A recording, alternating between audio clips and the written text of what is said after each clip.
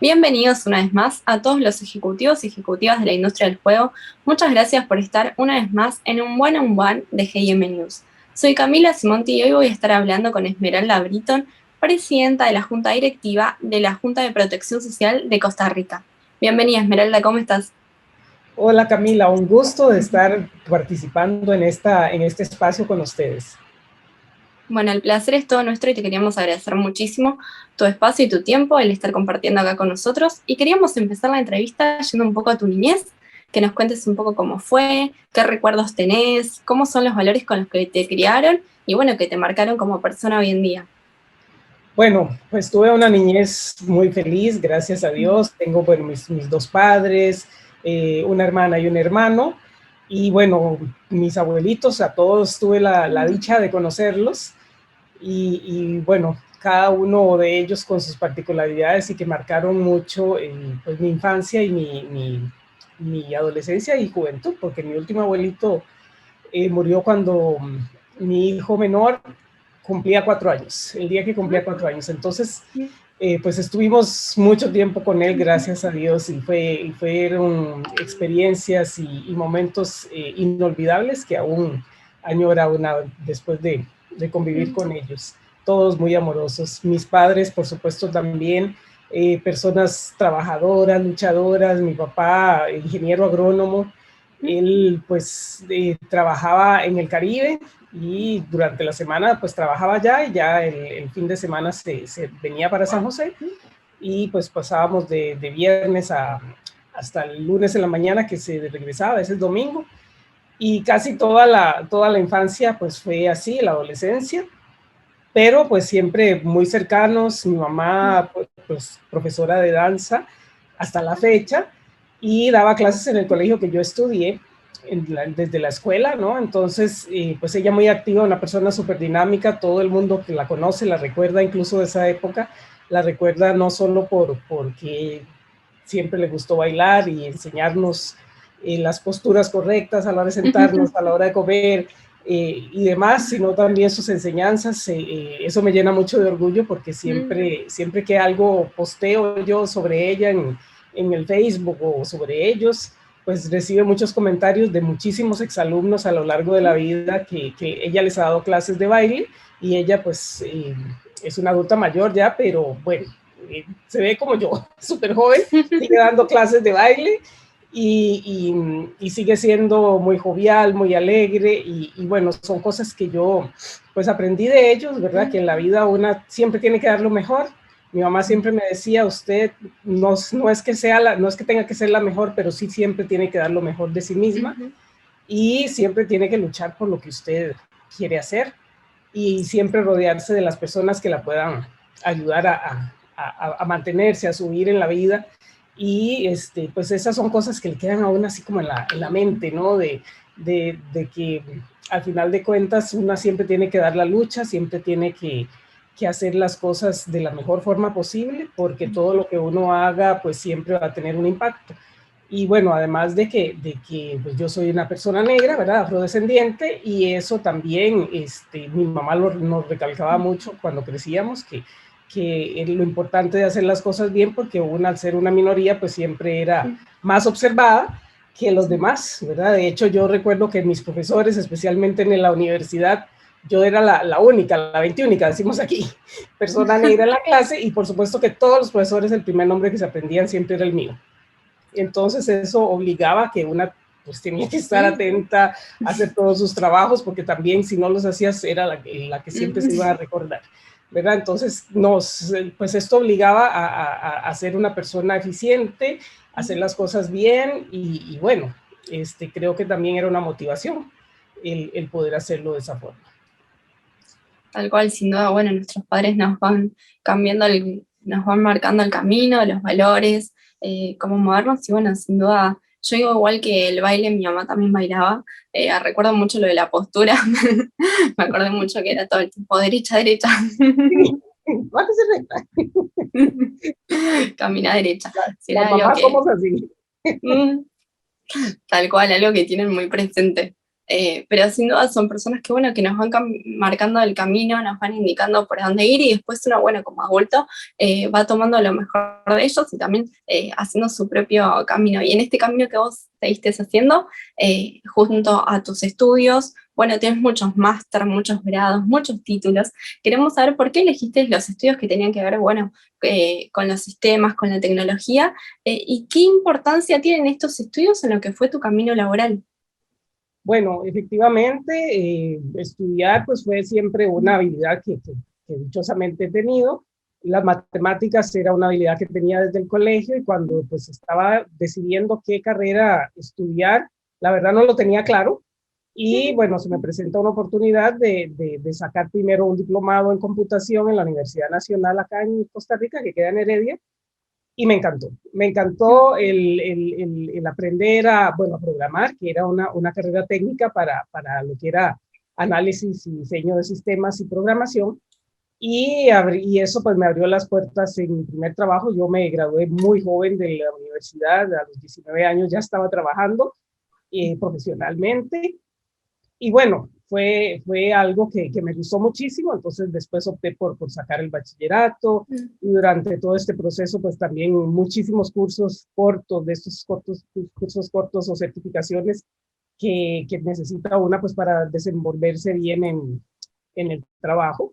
Y a lo largo de mi historia pues siempre, si hay algo que me gusta es aprender cosas nuevas, reaplicarlas lógicamente, ¿verdad? Entonces sí he tenido pues muchos cursos que he tenido que tomar, además de la educación formal que he logrado.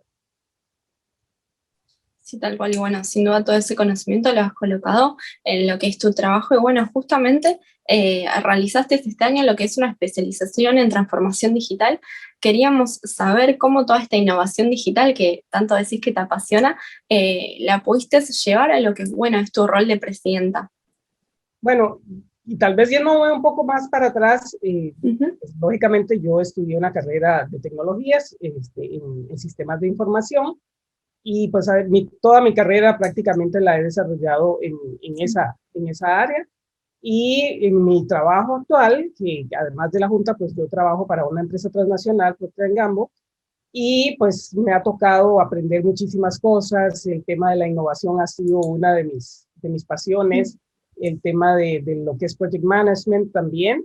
Incluso me dediqué gran parte de mi carrera ahí a dar clases o cursos de capacitación en Project Management, en sistemas ágiles y una serie de aspectos. Y esto pues la verdad es que me ha servido muchísimo cuando me nombran presidenta de la Junta Directiva de la Junta de Protección Social, porque definitivamente fue un reto fascinante. El área de los juegos y bueno, y toda la función social que tiene la institución, y pues correspondía a empezar un proceso de transformación de manera tal que esta institución pues siga este camino, esta trayectoria que ya este año cumplimos 176 años de existir en nuestro país, de estar dando solidaridad y paz social a las personas más vulnerables. Y eso implica una gran responsabilidad como institución porque requiere de que la institución se mantenga vigente de acuerdo a los tiempos. La Junta siempre ha innovado, siempre ha estado ahí presente para ir acomodándose a los tiempos. Lo que pasa es que ahora estos procesos son mucho más rápidos. Antes un juego podía durar 20 años y todo el mundo feliz. Ahora, después de un año ya la gente está como, bueno, ¿y qué más? ¿Verdad? Que ya es siempre lo mismo, ¿no? ¿Verdad? Entonces, entrar en ese proceso, buscar que las personas también estén motivadas para buscar esas opciones de innovación. La verdad es que entramos y vimos que sí, había una serie de procesos que, bueno, hay que entrar en la era de la automatización de la institución, el eliminar el uso del papel fue un reto bastante interesante, y movernos a todo utilizar el correo, la firma digital, y que eso nos permitiera pues avanzar y ser un poco más ágiles. Y bueno, ahora estamos en procesos de lo que es automatización de los diferentes procesos dentro de las oficinas, especialmente desde el año anterior que estamos en pandemia y que entonces muchas cosas hay que hacerlas de forma remota, entonces, bueno, tuvimos que implementar Microsoft Teams y una serie de herramientas de colaboración que nos permitiera a todos los funcionarios que están en teletrabajo y a los que están en oficina, pues poder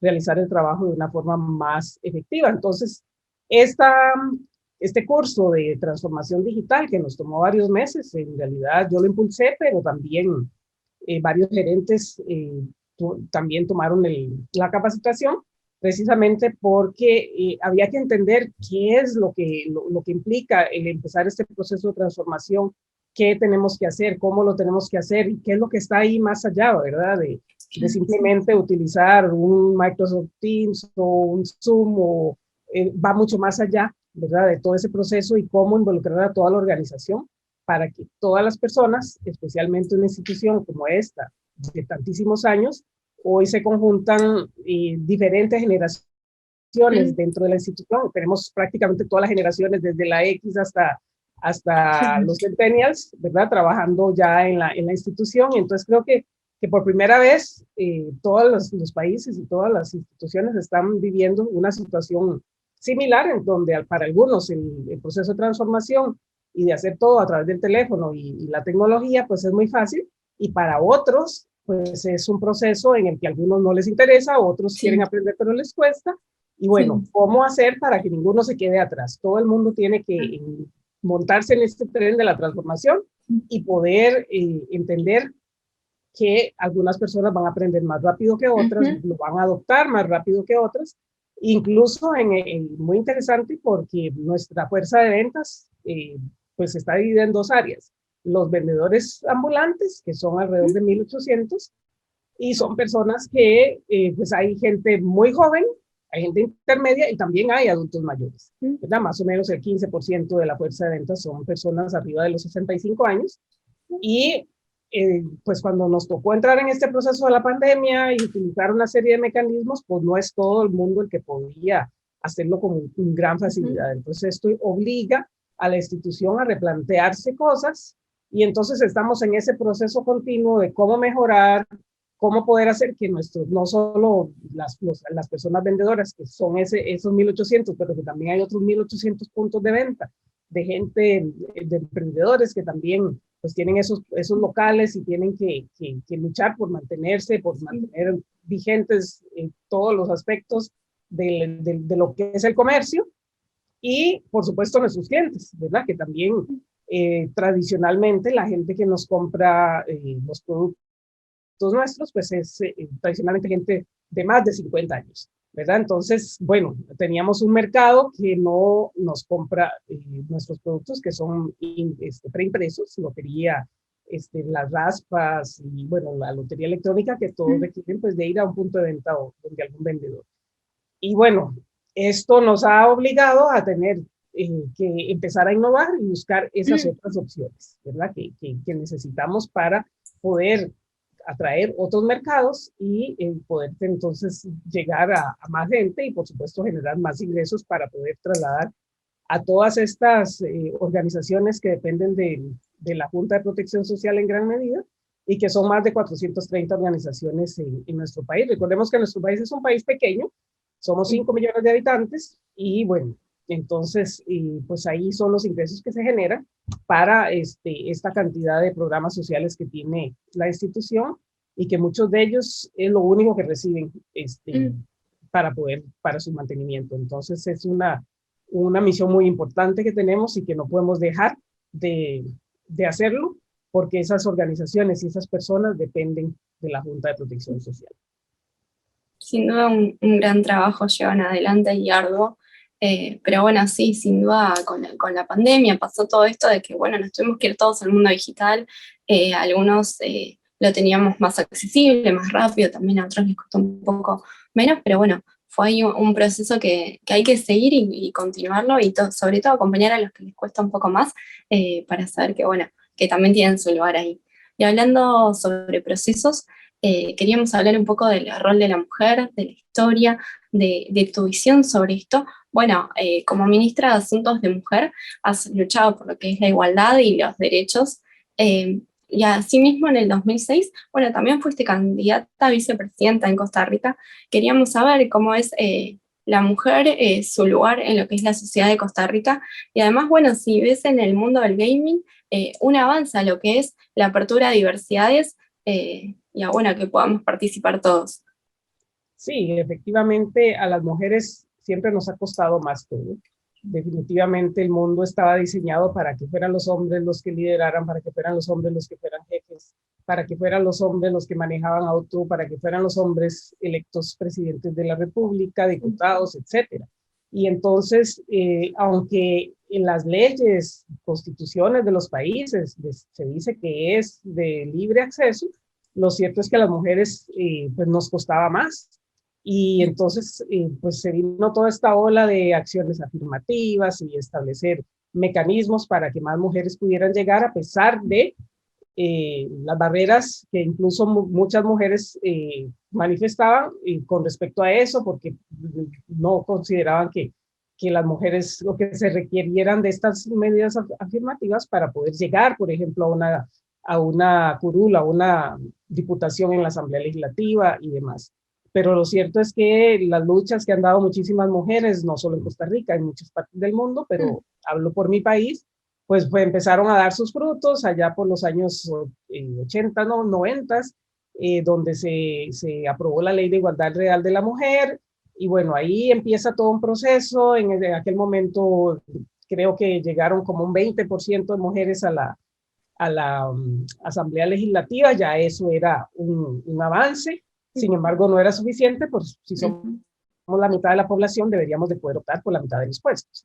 Y bueno, en el año, me parece que fue en las elecciones del año 2002, que ya había una ley que decía que el 40% de las mujeres que participaban deberían, o sea, de las papeletas, deberían llevar el 40% de mujeres, al menos el 40%, es decir, 60% mujeres, un 60% hombres y un 40% mujeres, ¿verdad? Y esto lo tuvo que reforzar el Tribunal Supremo de Elecciones para que los partidos, porque la primera vez que lo hicieron en el 98, sí, entonces si la papeleta era, no sé, 10 personas, entonces venían 6 hombres de primero, 4 mujeres al final. Entonces, lógicamente, pues no, si de esa papeleta salían solo 3, pues salían 3 hombres. Entonces, reforzar de que las mujeres tenían que estar en puestos elegibles. Y entonces se dio aquello de que tenía que ser hombre, mujer, hombre, mujer, hombre, mujer, o mujer, hombre, mujer, hombre, de manera de que si salen 2, pues salía uno de cada sexo. Si sale solo uno, pues solo uno. Y bueno, recientemente la modificación permitió que incluso a nivel provincial, si un partido político presenta papeletas de las 7 provincias, 4 de las provincias tienen que ser encabezadas por un género y 3 por el otro. Entonces, esto indicaría que si al menos solo una persona de cada provincia selecta para ese partido, 7 personas, 4 serían de un género y 3 del otro. Esto fue un avance súper importante y por primera vez llegaron más de 50%, casi 50% de mujeres al Congreso.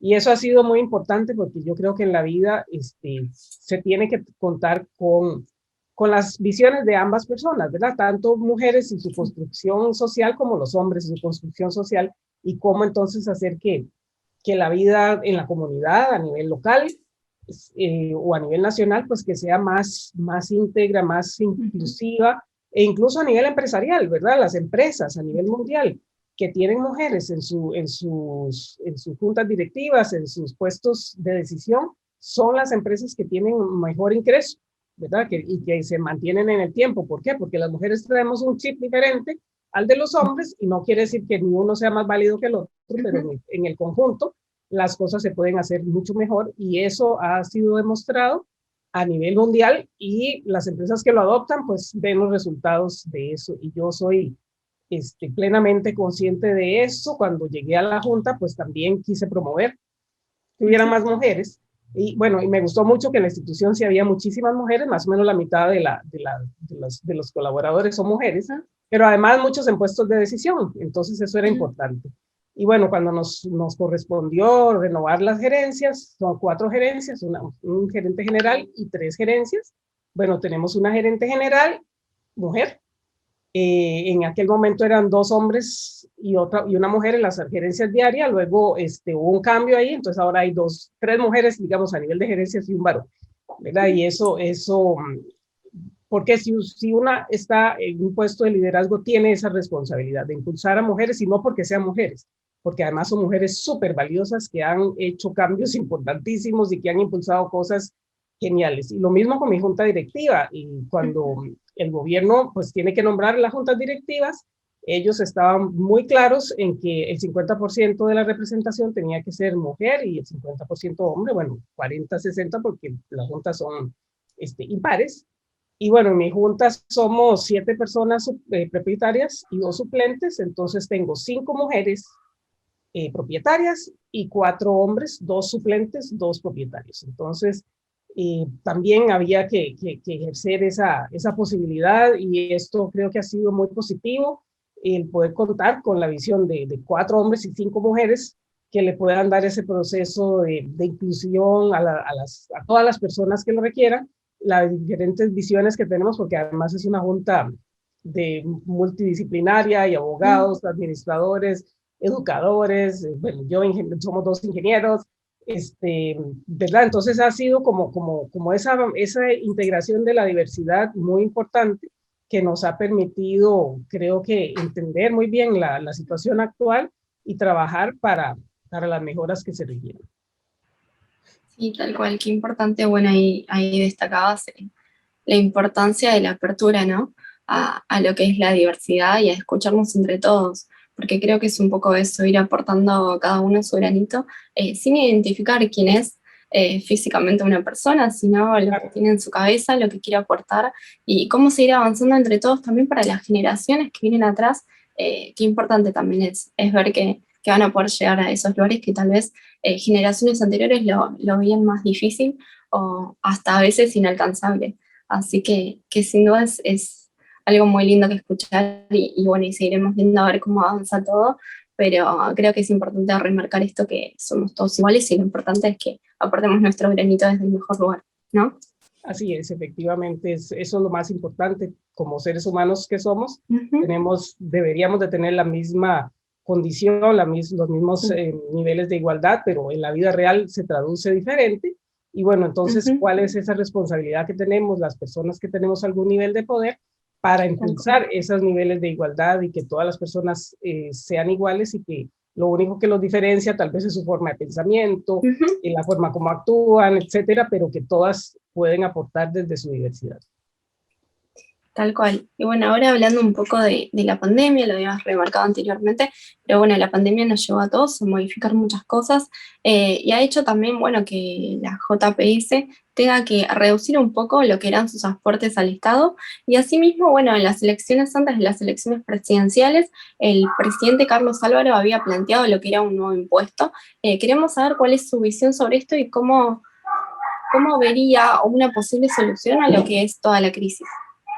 Bueno, sí, efectivamente, la Junta de Protección Social pues no fue una excepción del impacto que hemos tenido pues todas las personas a nivel mundial sobre esta pandemia y cómo nos impacta en este caso en nuestro nivel de ingresos, para solo mencionar algún tema. Pero creo que uno de los aspectos que, digamos, yo podría ver positivos es el hecho de que tuvimos que irnos a hacer teletrabajo, y nosotros llevábamos 2 años hablando sobre cómo se haría el proceso de teletrabajo, y que si se puede, que no se puede, que mejor así, que mejor así.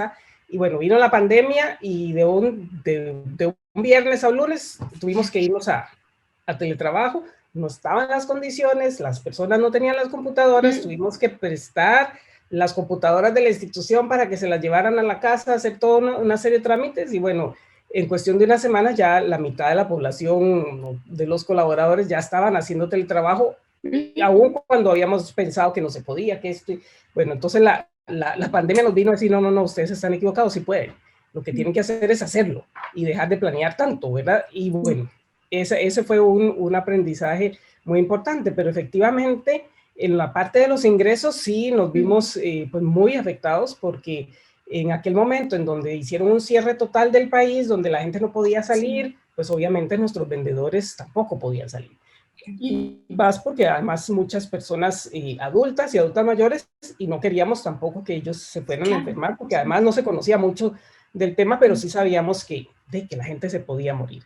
Entonces eso obligó a eliminar sorteos durante más o menos casi 2 meses, y eso lógicamente trae un impacto económico muy grande a la institución, a las personas vendedoras, porque ellos generan ingresos a través de la venta de loterías y la mayoría, por no decir el 100%, pues viven de eso, no tienen otro ingreso. Entonces, bueno, la Junta tuvo que incluso sacar un presupuesto para poder darles un pequeño subsidio, por lo menos para sus gastos primordiales y que pudieran sobrellevar durante 3 meses el impacto del cierre de la eliminación de los sorteos, y que luego además se vinieron implementando cuando ya abrimos en junio, pues ya empezó en junio del 2020, pues entonces ya se empezó paulatinamente de 3 sorteos que teníamos semanalmente, 2 del Chances y 1 de lotería, solo 1 a la semana estábamos realizando, creo que fue 1 cada 15 días, una cosa así, después el mes siguiente ya 1 por semana,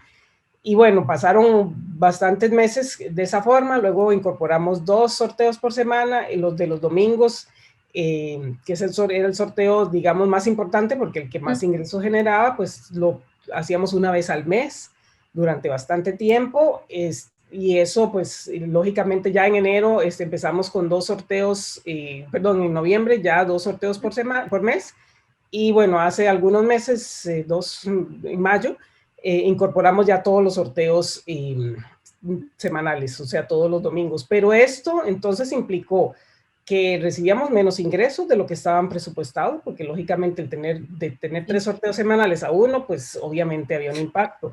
Y no solo para nosotros, sino digo nosotros, cuando digo nosotros me refiero a todas las organizaciones sociales que dependen de esos ingresos, pero también para las personas vendedoras que dependían en lugar de vender 3 sorteos a la semana, pues vendían solo 1 y obviamente sus ingresos se veían disminuidos.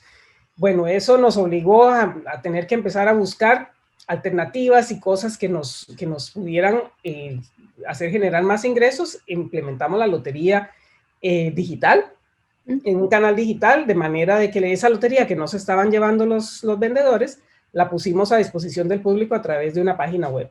Y bueno, eso fue muy exitoso, y entonces en lugar de destruir esa lotería, lo que estábamos haciendo era generando ingresos para generar esas utilidades que requiere la Junta, pues para transferir. Entonces eso fue un primer paso muy importante, que además nos abrió la mirada a muchas otras cosas que se pudieran realizar a través de eso. Entonces vamos viendo cómo la pandemia, a pesar de que ha sido un impacto negativo en la salud y en la vida de las personas, tuvo otros impactos, digamos, positivos en cómo deberíamos de enfrentar el proceso y empezar a transformarnos para poder seguir existiendo, ojalá otros 176 años.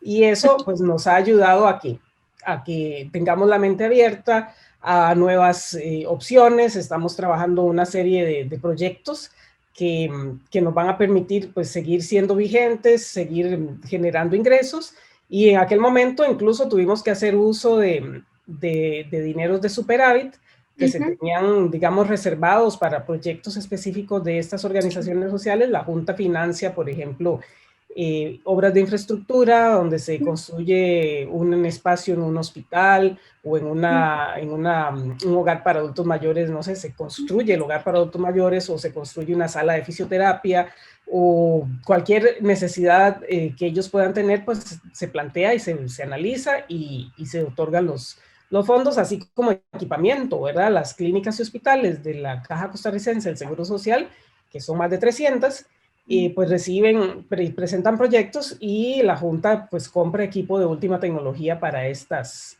organizaciones, y también para las demás, que atendemos lo que es adulto mayor, personas con discapacidad, personas con cáncer, personas que están en cuidados paliativos, niños en condición de vulnerabilidad, niños o jóvenes que están en cárcel, o que sus padres están en la cárcel. Bueno, una gran cantidad, son como alrededor de 22 áreas de atención que atiende la Junta con estos recursos. Y bueno, hubo momentos en los que tuvimos que decir, bueno, detengamos un poco los proyectos o pospongámoslos hasta el próximo año, esperando que la pandemia ya iba a estar terminada para el 2021, y usamos esos recursos para poder atender esas necesidades primordiales, porque obviamente las organizaciones tienen que gastar en equipos de limpieza, alcoholes en gel y una serie de aspectos que antes no los consumían, o no los consumían en esa magnitud, y entonces se triplicaron los gastos en esos aspectos, y tuvimos que darle los recursos para que pudieran evitar este, algún mal. Incluso a los hogares de adulto mayor, que son donde viven estas personas,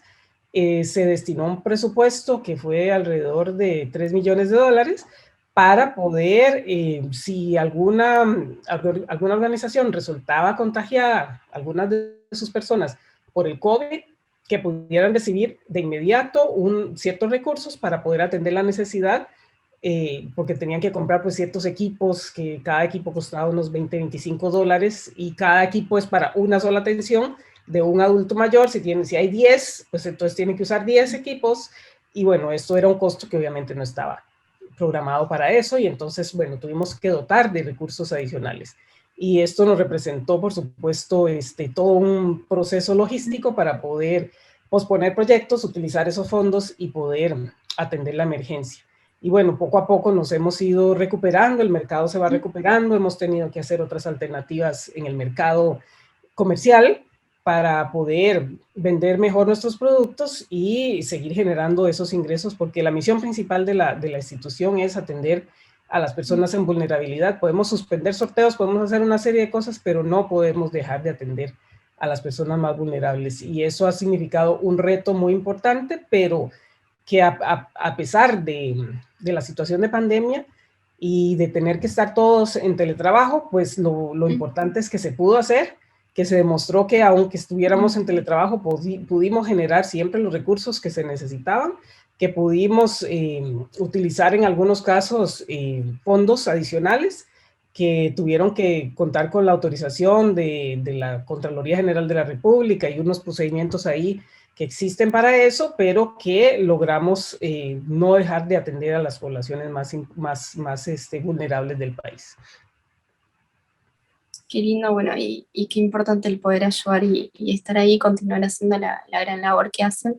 Y bueno, hablando justamente de esto que dijiste, ¿no? Ampliar la mirada a ver qué más había, es que actualmente están avanzando en lo que es un programa piloto para la licitación de lo que es el juego online. Queríamos saber cómo se encuentra esto, en qué etapa, cómo están, y cuáles son tus expectativas sobre esto. Bueno, en esa parte es un poco atrasados, ¿verdad? Porque tenemos ahí unas limitaciones a nivel del presupuesto, y eso está pues ahorita en manos de la Contraloría General de la República, y entonces ahorita nos tienen atados de manos hasta que podamos pues aclarar cómo vamos a proceder, porque nosotros hemos venido implementando una metodología que se llama Scrum o Agile, y esto implica no es que simplemente se quitan los controles y se hace todo más rápido, no. Requiere de una gran estructura y de un gran conocimiento y de una gran responsabilidad, pero los procesos se hacen mucho más ágiles, se quita, digamos, lo que se llama el desperdicio, o sea, todas aquellas actividades que no agregan valor se eliminan, y lo que se hace es poder ejecutar de forma, ¿cómo se dice?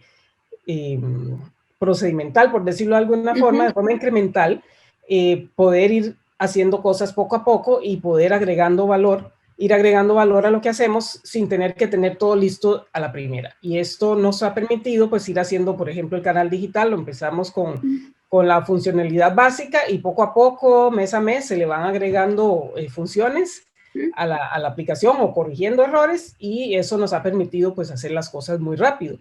Esta metodología no es muy conocida, y entonces pues nos frenan, ¿verdad? Esas acciones que realizamos, donde en tiempo récord pudimos hacer todo un proceso prácticamente de licitación sin que fuera una licitación, pero con todos los pasos que lleva una licitación, pero en 2 meses en lugar de 2 años.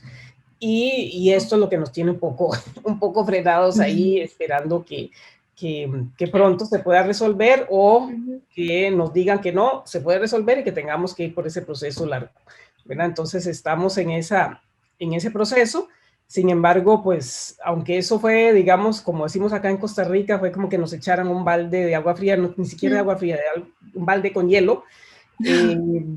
Nos desanimó mucho, nos deprimió mucho a todos, porque fue un esfuerzo de 6 meses muy arduo para lograr llegar ahí, pero no bajamos las manos, seguimos adelante, estamos buscando las alternativas que nos puedan permitir, porque sabemos que hay un mercado riquísimo en Costa Rica para poder implementar lo que es el juego online, apuestas deportivas y una serie de expectativas que tenemos con los juegos. y vamos a seguir adelante, de alguna manera lo vamos a lograr. Y eso pues es en lo que estamos trabajando, y tenemos además otra serie de proyectos que se están trabajando en paralelo y que no dejamos de trabajar. Como decimos, fue un balde de agua fría, echamos para abajo, bueno, ya pasó y seguimos para adelante, porque creo que en la vida uno tiene planes, a veces los proyectos no van a salir de la forma como esperas, pero lo importante es hicimos un análisis retrospectivo, qué fue lo que hicimos bien, qué fue lo que hicimos mal, qué cosas podríamos mejorar, y ahí vamos, en ese proceso nuevamente para poder replantearnos todos los aspectos que necesitemos para lograr ese objetivo, porque al final lo que queremos es generar mayores ingresos para poder atender más población y poder darle a la institución esos mecanismos que le permitan pues ampliar la cobertura en la atención que tenemos en todas estas áreas. Tal cual. Bueno, yo siempre digo que no hay que cambiar la meta, sino el camino. El camino.